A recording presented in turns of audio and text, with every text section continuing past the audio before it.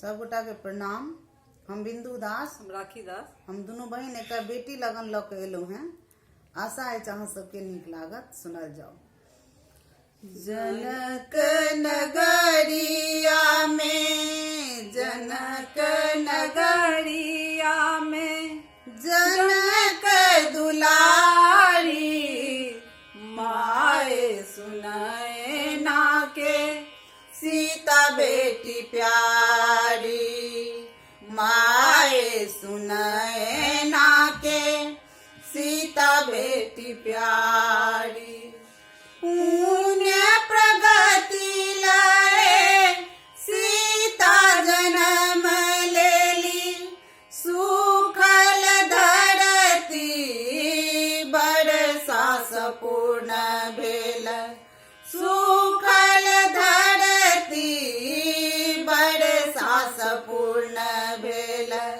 घर घर ज्योति भेल, घर घर ज्योति भेल, मिटल अंधियारी, माए सुनए ना के सीता बेटी प्यारी, माए सुनए ना के सीता बेटी प्यारी। प्रकृति के संग सीता भेली सयानी, पूजा घरनी लगली धनुषा उठाई, पूजा घरनी लगली धनुषा उठाई। धनुषा जे छलनी, धनुषा जे छलनी शिव त्रिपुरारी, माए सुनए ना के सीता बेटी प्यारी, माए सुनए ना के सीता बेटी प्यारी। सीता के देखैत जनक जी प्राण एक ठानलनि, अटल विश्वास सँ प्राण नहीं छोड़लनि, अटल विश्वास सँ प्राण नहीं छोड़लनि।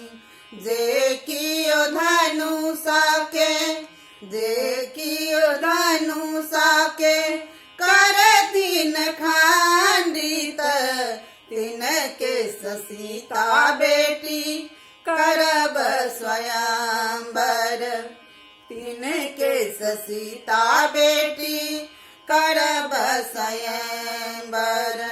सब मिली सोच लगली नर ओ नारी, माए सुनए ना के सीता बेटी प्यारी, माए सुनए ना के सीता बेटी प्यारी।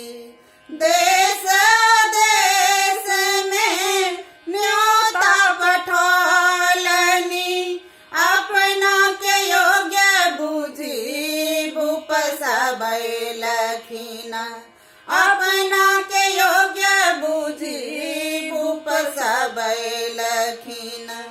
गुरु विश्वामित्र संग, गुरु विश्वामित्र संग राम लक्ष्मण भाई, माए सुनए ना के सीता बेटी प्यारी, माए सुनए ना के सीता बेटी प्यारी। विश्वामित्र देश पावी उठला रघुराई, एक हाथ धनुषा के खंडित केलनि, एक हाथ धनुषा के खंडित केलनि।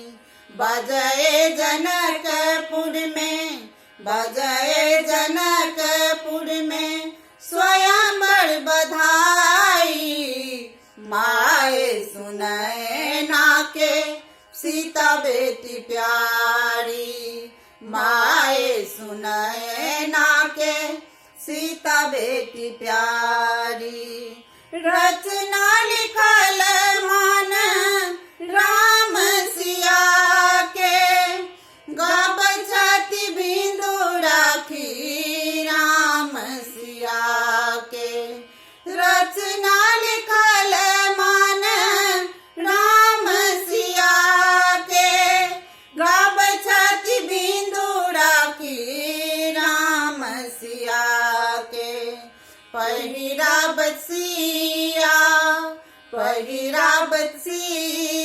जय माल रघुराई धन्य जनक राजा सुन न माई धन्य जनक राजा सुन न माई जनक नगरिया में जनक नगरिया में जनक दुलारी माए सुनए ना के सीता बेटी प्यारी माए सुनए ना के सीता बेटी प्यारी।